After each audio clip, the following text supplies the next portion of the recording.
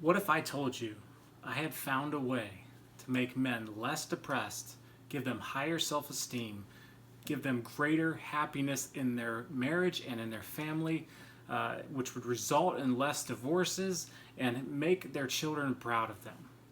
You'd probably wonder what I was selling you. But the fact of the matter is that there have been studies that have been done that have shown a direct link between men being involved in church and all these benefits. You see, when you see that, you begin to wonder, why aren't more men involved in church? You see, this month, as we look at the training video of the month, we're talking about getting men involved. Specifically, we're going to be talking about how to get men involved in your disability ministry. Because not only is volunteering good for men, it's good for your church. Let me start off with a few facts. Here's a fact that you should know.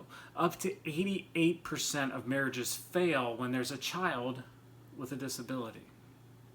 You see, a staggering amount of men leave those relationships, leave a mom to become a single mom, to help try to raise on her own often a child with a disability. Men are often absent in these situations. Here's another fact that needs to settle in a little bit. When it comes to regular church attendance, there's about a 39 to 61 split. Studies have shown that church attendance is predominantly female. Here's another fact. When it comes to church involvement, there's an even wider spread in the gender gap. You see, only about 20% of men are involved versus 80% of women involved in the church.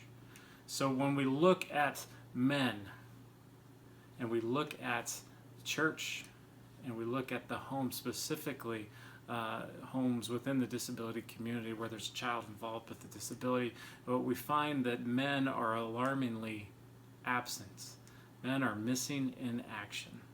Now, I don't want you to feel like I'm just going to beat up on men here this month, because here is the staggering truth.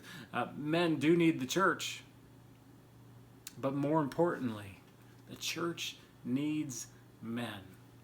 Imagine what would happen if men were more engaged in their churches. Imagine what would happen if men were more engaged in their community. Imagine what would happen if men were more involved in disability ministry, where men are largely absent. It would make a world of difference. Well, let me start you off with 5 key concepts that will help you get men more involved. So you see, you need to start from this standpoint as a ministry leader. You need to understand that there is a place for every man in your disability ministry.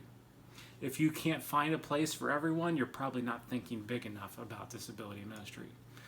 That leads me to my next point, which is thinking outside the box. Too often we think of disability ministry with inside the box of Sunday morning programming at the church. You got to think bigger about disability ministry. You got to think outside the box of the church. You got to think in your community and in homes. We'll talk more about that in just a second. We also need to come from the standpoint of us calling men to action. When you get up and make a church announcement on a Sunday morning and say, we desperately need men to be, or anybody to be involved in our disability ministry. We just need to fill some spots so we can keep rooms open. No one, especially men, are inspired to answer that call. But if you call them to action and you give them something that they can do and they can see that they are making a difference, they'll be more likely to be involved. Next, we never want to make this feel like this is a forever commitment. Men will get scared, especially if you give them a forever commitment when it comes to volunteering at church. So make these short, manageable commitments. Even if it's a year-long commitment, make sure to build in breaks for them.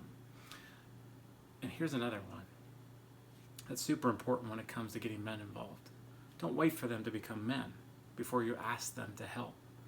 Get your middle school boys, get your young men in high school involved. Handpick some of those mature kids in your student ministry and have them start volunteering while they're young, so you don't have to beg them when they get older. So let's talk real briefly about the box, okay? So too often we think of ministry within the box of Sunday morning. When we do this, we think too small, and we don't find enough places for people to be involved in disability ministry. Here is what we should be thinking about. We should be thinking about those families in their homes, in their communities. Men can make a huge impact on families in their homes, in their communities. I'll give you specific examples in just a second. One of those examples might be helping around the house, especially for some of those single moms where men have left in those situations, and there's work that just needs to be done around the house. What a blessing and what a ministry. What about getting involved in Special Olympics? This is outside the box of Sunday morning, but can be a huge blessing in the community. What about doing something like having a gamers night, where men can do what they enjoy doing often, which is playing video games, and often that lines up with some of the passions of some of our young adults with autism or on the Asperger's that love video games, that game all the time. Why not link the two together and build relationships that build bridges to ministry? Let's talk about being outside the box. When I'm talking outside the box, I'm talking one-time events, easy commitment that anybody can make, often outside the walls of the church. Here are a few examples. Being a Jesus Prom volunteer. Anybody can volunteer one time a year for a few hours and do any of many different jobs. What about being a wish list champion? What does that mean? Every disability ministry has a wish list of items that they need. Men are often labeled as hunters and gatherers. What if you created lists for them to go out and find items for your ministry, whether it be on Sunday morning, or what if you created wish lists for families that are involved in your disability ministry that have needs that men could fulfill? Kind of going along with that is the weekend warrior concept.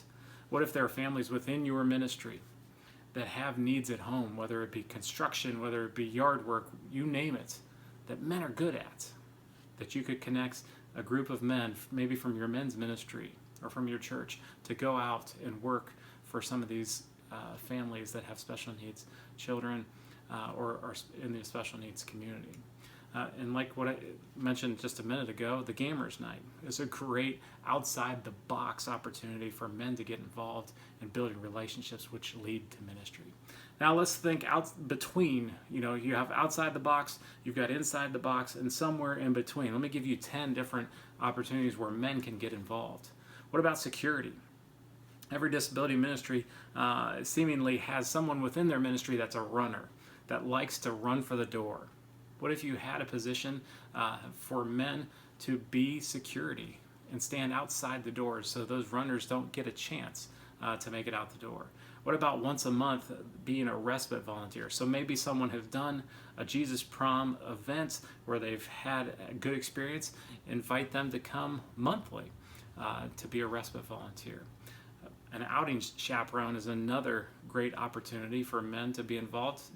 Many disability ministries go on monthly outings, whether it be to baseball games or museums or bowling, and you often need an extra set of hands, someone to go along.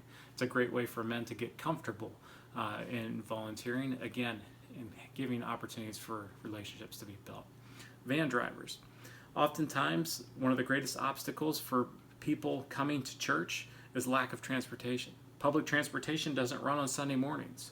So if you revive the old bus ministry idea at your church, you need van drivers. But you can get so many people to come to your church for your disability ministry if you just provide transportation. Being a greeter.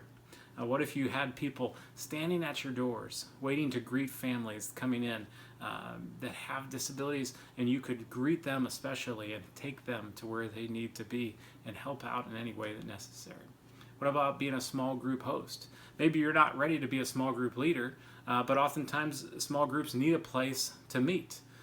So you could be a host home, and you could treat people by having your home set up, having pizza, wings, and different things ready for small groups to meet in. Doing a guys' night out is, again, a great idea for guys just to link up and build relationships together. Pen pals is another idea.